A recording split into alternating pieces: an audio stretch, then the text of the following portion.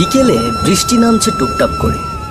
কাদামাখা মেঠো পথ ভিজে একেবারে কাদা জল। সেই পথের একপাশে বিশাল বটগাছটার নিচে বসে আছে তিনজন শ্রমিক। ঘাম মেশানো ভেজা গা, হাতে কোদাল আর পাশে রাখা ঝুড়ি। সকাল থেকে খাল খননের কাজ চলছে, তাই সকলের শরীর ভেঙে এসেছে। বৃষ্টির কারণে তারা গাছের নিচে আশ্রয় নিয়েছে খানিকক্ষণ আগে। ঠিক তখনই দেখা গেল মেঠো পথ ধরে ছাতা মাথায় এক প্রভাবশালী লোক এগিয়ে আসছে। তিনি আর কেউ নন, গ্রামের মোড়ল বিশ্বনাথ চ্যাটার্জি। রে, তোরা এই গাছের নিচে বসে বসে কি করছিস? কাজকর্ম নেই নাকি তোদের? না বাবু, কাজই তো করতাছি। মাটি খনন করতে করতে বৃষ্টি আরম্ভ হলো, তাই এই গাছ তলায় বসে পড়লো। তা কার খাল খনন করছিস তোরা? ওই দক্ষিণ পাড়ার মৃণাল বাবুর খাল খনন করছি বাবু। ও ভালো, তবে শোন, আমারও একটা খাল খনন করা দরকার। কজন লোক লাগবে? কোথায় পাই বলতো? ওই বাবু, কোন হানে খাল খনন করতে চাইতেছেন? আমরা তো কজন আছি, আমরাই না হয় লেগে পড়বো আপনার খাল খননে। আমার ওই বাড়ির পাশে যে পচা ডোবাটা আছে, তোরা তো দেখেছিস। ডোবাটা একেবারে অকেজো হয়ে পড়ে আছে। ডোবা ভরে গিয়েছে আবর্জনার কচুরি পানায়। নর্দমার জল ঢুকে খালের জল একেবারে নষ্ট হয়ে বসে আছে। এবার চাইছি ডোবাটা পরিষ্কার করে সেখানে মাছ চাষ করতে। তোরা হাত লাগালে খালটায় আমি মাছ চাষ করতে পারবো। না না বাবু, ওই কাজটা আমাদের পক্ষে হবে না। কেন হবে না? আমি তোদেরকে এই মজুরির চাইতেও বেশি মজুরি দেব। এখানে যে টাকায় কাজ করছিস তার ডাবল দেব। ওরে বাবা রে, ওই পচা ডোবার খাল, ওইখানে কাজ করতে গিয়ে কেউ সুস্থভাবে ফিরতে পারে না বাবু। তা তো জানেন আপনি, কত লোকের প্রাণ গেছে। আমরা তো গরিব মানুষ, ওই কাজ করতে গেলে প্রাণটাই যাবে। আমরা আমরা প্রাণ হারাতে চাই না বাবু, আমাদেরকে মাফ করবেন। শ্রমিকদের এই কথায় বিশ্বনাথের কপালে ভাঁজ পড়ে গেল। চোখে মুখে হালকা অন্ধকার নেমে এলো, বৃষ্টি ভেজা আকাশের মতোই। পচা ডোবার খালের নাম শুনলেই গ্রামের মানুষ যেন কেঁপে ওঠে সকলে। বটগাছের নিচ থেকে বেরিয়ে আবারও মেঠো পথে পা বাড়ালেন বিশ্বনাথ চ্যাটার্জি। টুপটাপ বৃষ্টি তখনও চলছে, আকাশের আলো ম্লান হয়ে আসছে। বিকেলের মেঘলা আলো মিশে গিয়ে সন্ধ্যার অন্ধকার নামতে শুরু করেছে। আরে মদন, বলতো কি করা যায়? গ্রামের কেউ যে রাজি হচ্ছে না ওই খাল খনন করতে। কোথায় লোক পাবো বলতো? বড় চিন্তার মধ্যে পড়ে গেলাম। জায়গাটা কিনে কি ভুল হয়ে গেল নাকি? সত্যিই তো বাবু, অনেকদিন ধরেই তো ওই জায়গাটা ফাঁকা পড়ে আছে, কেউ হাতও দেয়নি।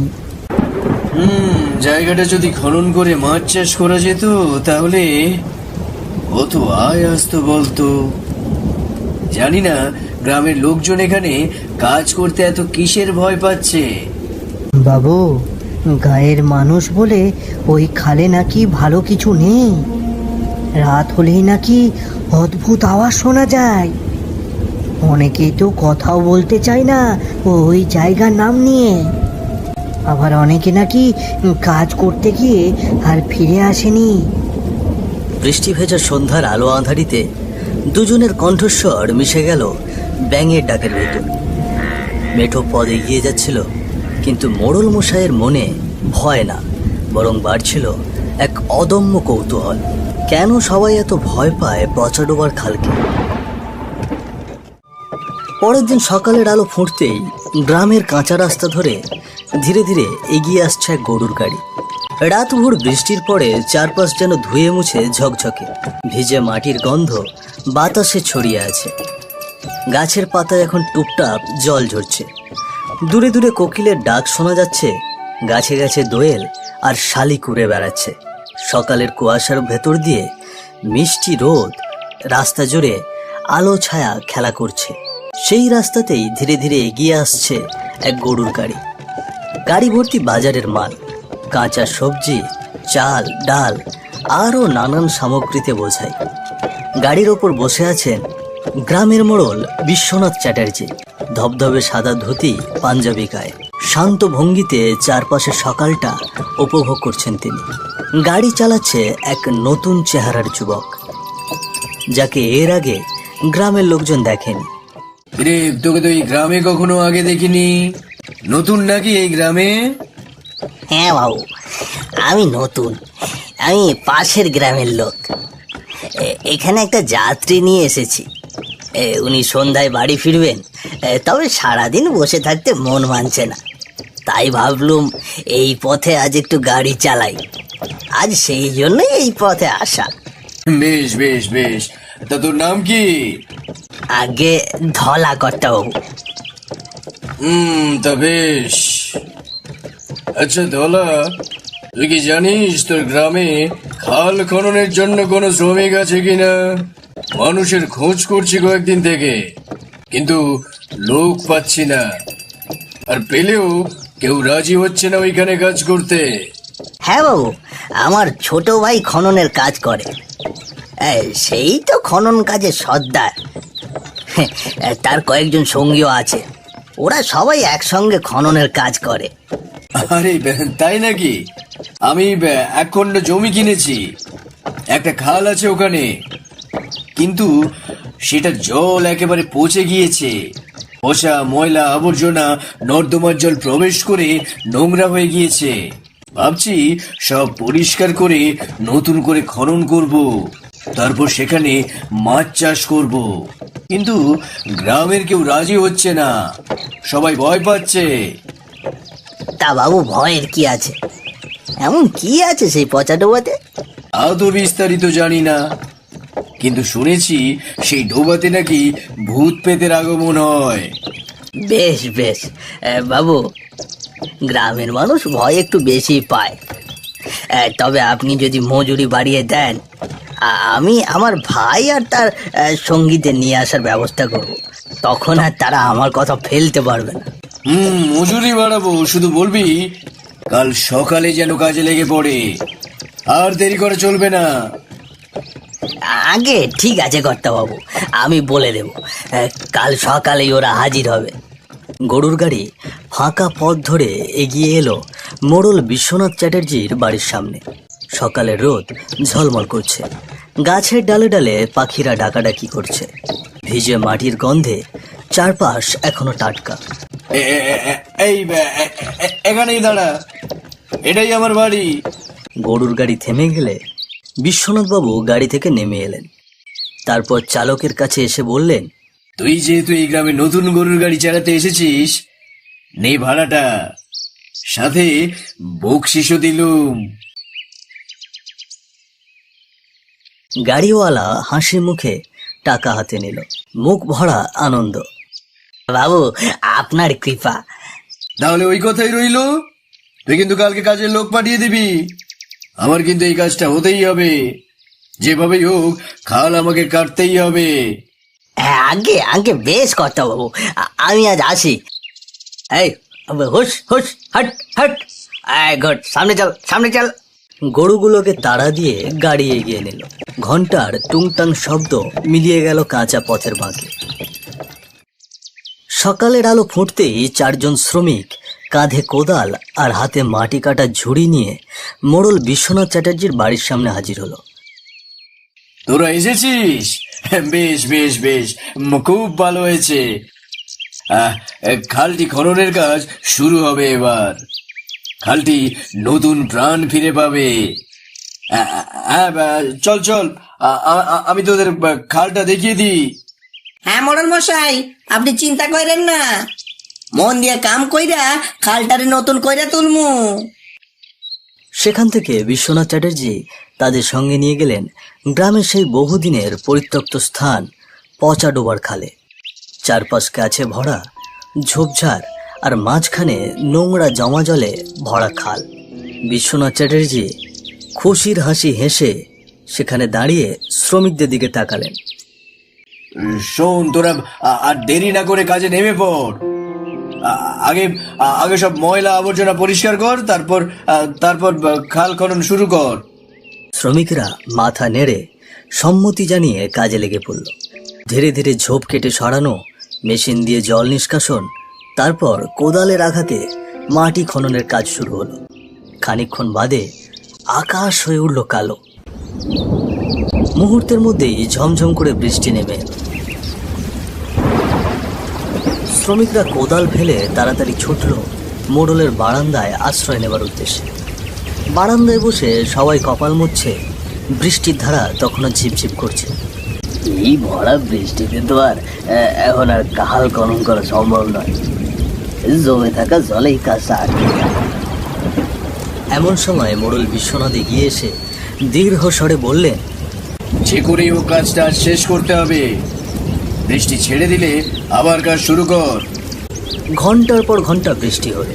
দুপুর থেকে বিকেল পর্যন্ত একই রকম বৃষ্টির ধারা। চারিদিকে ভিজে স্যাঁতস্যাঁতে। অবশেষে বিকেলের দিকে বৃষ্টি থামল। আকাশ এবার পরিষ্কার। আরে চল চল, জল থেমেছে, তোরা আবার কাজে নেমে পড়। আজকের দিনটা একদম নষ্ট করা যাবে না। শ্রমিকরা আবার কাজের উদ্দেশ্যে রওনা দিলেন। কোদাল আর ঝুড়ি নিয়ে খাল খননে নেমে পড়ল সকলে।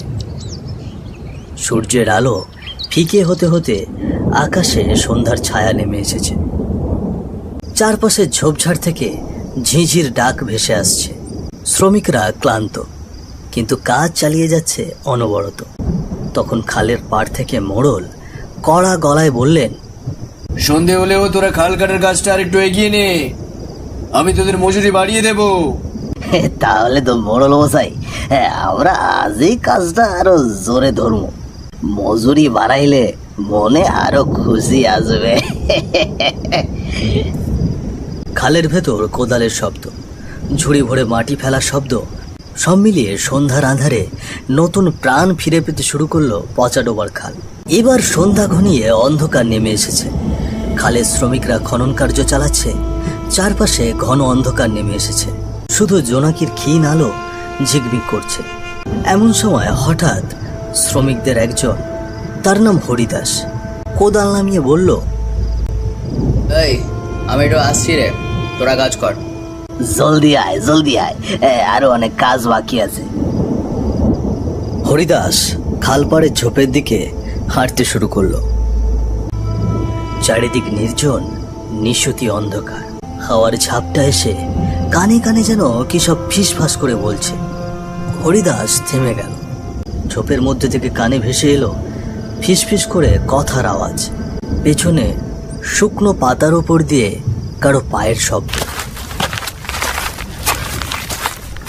বুক কেঁপে উঠল হরিদাসের। হঠাৎ সে অনুভব করলো একটি ঠান্ডা হাত তার কাঁধে এসে লাগলো। হরিদাস ঘুরে দাঁড়াতেই দেখল অন্ধকারে এক বিকট অবয়ব হাওয়ায় ভেসে আছে। মুখ বিকৃত, কালো চোখ দুটো জ্বলছে আগুনের মতো। সে ভালো করে লক্ষ্য করে দেখল আরো তিনটে অবয়ব ভেসে ভেসে এগিয়ে আসছে। ওরে বাবারে, এ তো ভূত! বাঁচাও বাঁচাও বাঁচাও বাঁচাও! সে উল্টো দিকে দৌড় দিল। হাঁপাতে হাঁপাতে এসে পড়ল খালের কাছে কাজ করা বাকি শ্রমিকদের কাছে। কি কি হলো হরিদাস, এমন ভাবে হাঁপাচ্ছিস কেন? ভূত ভূত ভূত! আমি ভূত দেখেছি, ভূত! অন্ধকারে হাওয়ায় ভাসছিল, ওর চোখ দিয়ে আগুন জ্বলছিল। বাকি তিনজন শ্রমিক হেসে উঠে বলল, ধুর পাগল, এই সারাদিন পরিশ্রম করেছিস, শরীর বেশ ক্লান্ত হয়ে গেছে, এই অন্ধকারে গাছের ছায়া দেখে ভূত মনে করেছিস। না না না, আমি ভুল দেখিনি। বিশ্বাস না হলে চল, তোরা চল, গিয়ে দেখবি, চল। তাদের সর্দার রঘু দাঁত খিচিয়ে বলল, ও এত করে যখন বলছে, চল সবাই গিয়ে দেখে আসি বিষয়টা ঠিক কি। চারজন শ্রমিক একসঙ্গে ঝোপের কাছে এগোতে লাগলো। বাতাস যেন আরো শীতল হয়ে এসেছে। হঠাৎ তারা থমকে দাঁড়ালো। খালের পাড়ে কালো অন্ধকারে সত্যি একটা অবয়ব হাওয়ায় ভাসছে। তার পেছনে গাছের ডালে দেখা গেল আরো কিছু ভয়ানক অবয়ব। পা ঝুলিয়ে বসে আছে, তাদের চোখে অগ্নিশিখার মতো লাল আলো, বিকৃত মুখে শীতল হাসি।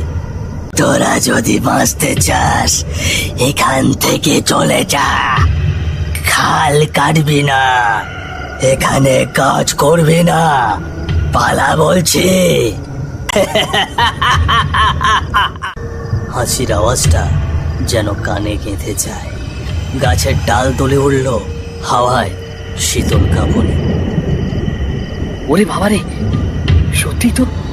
পালাও পালাও সবাই! সবাই আতঙ্কে ছুটতে লাগলো। খালের কোদাল ঝুড়ি ফেলে দৌড়ে গেল মোড়ল বিশ্বনাথ চ্যাটার্জির বাড়ির পথে। মোড়লের উঠানে এসে তারা হাঁপাতে হাঁপাতে থেমে দাঁড়ালো। ভেজা গায়ে ঘাম ঝরছে, চোখে আতঙ্ক। বাবু, আমাদের মাফ করবেন, আমরা এই খাল কাটতে পারবো না। ওইখানে অমন ভূত প্রেতের ভয়াবহ উপস্থিতি, আমাদের পক্ষে কাজ করা সম্ভব না। দূর বোকা, জঙ্গলের অন্ধকারে এরকম অনেক কিছুই মনে হয়। তোদের ভয় পাওয়ার কিচ্ছু দরকার নেই। তোরা আমার কথা শোন, আমি তোদের 1 সপ্তাহের মজুরি একদিনেই দেব। 1 সপ্তাহে যা পেতিস কাল সকালেই তা সব হাতে পাবি। তোরা শুধু খালটা খনন কর। আজ রাতে তোরা আমার বাড়িতেই থাকবি, কাল সকালে কাজে নামবি। এই কাজটা কিন্তু করতেই হবে, বুঝলি? শ্রমিকরা হতভম্ব, তাদের মুখে স্পষ্ট ভয়ের ছাপ। কিন্তু মোড়লের লোভনীয় প্রস্তাব শুনে তারা চুপ মেরে দাঁড়িয়ে রইল। রাত নেমে এসেছে, আর অদ্ভুত শীতলতা যেন গ্রামটাকে আষ্টে পিষ্টে জড়িয়ে ধরেছে। রাত গভীর, আকাশে মেঘ। চাঁদটা মাঝে মাঝে মেঘের আড়াল থেকে উঁকি দেয়। মোড়ল মশাই শ্রমিকদের তারই একটি ঘরে থাকতে দিলেন। সবাই ক্লান্ত শরীর নিয়ে একে একে ঘুমিয়ে পড়ল। কিন্তু ভোর হবার আগেই হঠাৎ শুরু হলো হইচই আর চিৎকার। কি হরিদাস কোথায়? পাশেই তো ঘুমিয়েছিল। তারা আশেপাশে ভালো করে খুঁজে দেখল, কোথাও হরিদাস নেই। ঘর অন্ধকার, বাইরে কেবল জোনাকির আলো। বাপরে, ও কি বাইরে গেল নাকি? চল তো খুঁজে দেখি। এত রাতে তো একা অচেনা জায়গাতে কোথাও যাওয়ার কথা নয়। হ্যাঁ, বেশ চলো। তারা টিমে একটি লণ্ঠন হাতে নিয়ে বের হলো হরিদাসকে খুঁজতে। রাতের হাওয়া ঠান্ডা, আর কানে ভেসে আসছে শিয়ালের ডাক।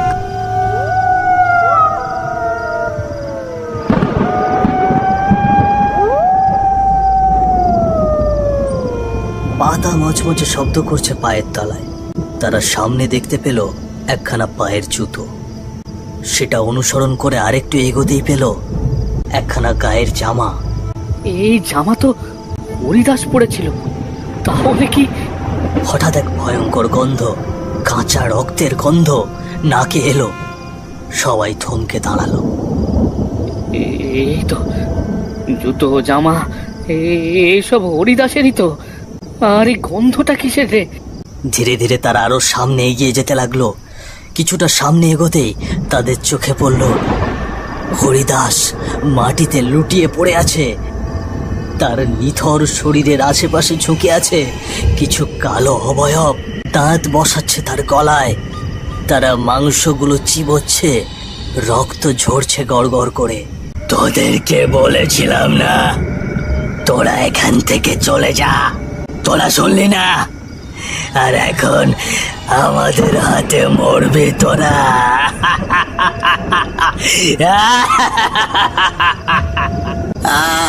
ওরে বাবারে, ভূত ধরে খাইতেছে। একটা হাওয়া বইল চারিদিকে। এদিকে বাকিরা ভয়ে থরথর করে কাঁপছে। ভয়ে শ্রমিকরা দিশাহারা হয়ে ছুটে পালাতে লাগলো অন্ধকারে। সকলের গলা শুকিয়ে কাঠ। লণ্ঠনের আলো অনেক আগেই নিভে গিয়েছে। অবশেষে হোঁচট খেয়ে তারা একটি কুঁড়ে ঘরের সামনে লুটিয়ে পড়ল। এরপর তাদের আর কিছুই মনে নেই। খানিকক্ষণ বাদে একজন বৃদ্ধ দরজা খুলে বাইরে এলেন। বাহিরে এসেই দেখতে পেলেন তারা সেখানে অজ্ঞান অবস্থায় পড়ে আছে। কে ওখানে? এরা তো সব বেহুশ হয়ে পড়ে আছে। সকালে তাদের জ্ঞান ফেরার পর তারা দেখলেন তারা একটি বাড়ির মধ্যে শুয়ে আছেন। পাশে দাঁড়িয়ে আছে একজন বৃদ্ধ লোক। বাবা বাবা, ও ওই জঙ্গলে আমাদের সাথে হরিরাজ, ভূত ভূত ওকে মেরে ফেলেছে। আমরা নিজের চোখে দেখেছি, এরা মানুষ না, অশরীরী ভয়ানক ছায়া। ওই গ্রামে ওই খালে কেউ কাজ করতে যায় না। ওই খাল ওই ডোবার পাশে অনেক আগে বয়ে এসেছিল এক অভিশাপের ছায়া। রাত হলে সেখানে অশরীরীরা জেগে ওঠে, মানুষের রক্তে ওরা বাঁচে। হরিদাস তো আর ফিরবে না। ওইখানে গেলে কেউ আর ফিরে আসে না, আর যদিও আসে তাহলে অসুস্থ হয়ে মারা যায়। বহু বছর আগে কি হয়েছিল বাবা সেখানে? তোমরা যে খাল খনন করতে এসেছো, ওই খাল খননেরই জন্য 4 জন শ্রমিক এসেছিল অন্য গ্রাম থেকে। ওই খালের পাড়ে এক বাড়িতে ওরা থাকতো। হঠাৎ করে একদিন রাতে আগুন লেগেছিল সেই বাড়িতে। দাউ দাউ করে জ্বলছিল আগুন। তারা চিৎকার করেছিল আগুনের মধ্যে, কিন্তু কেউ সে আগুন নিভিয়ে তাদের বাঁচাতে পারেনি। তারপর থেকেই ওই জায়গাটি অভিশপ্ত।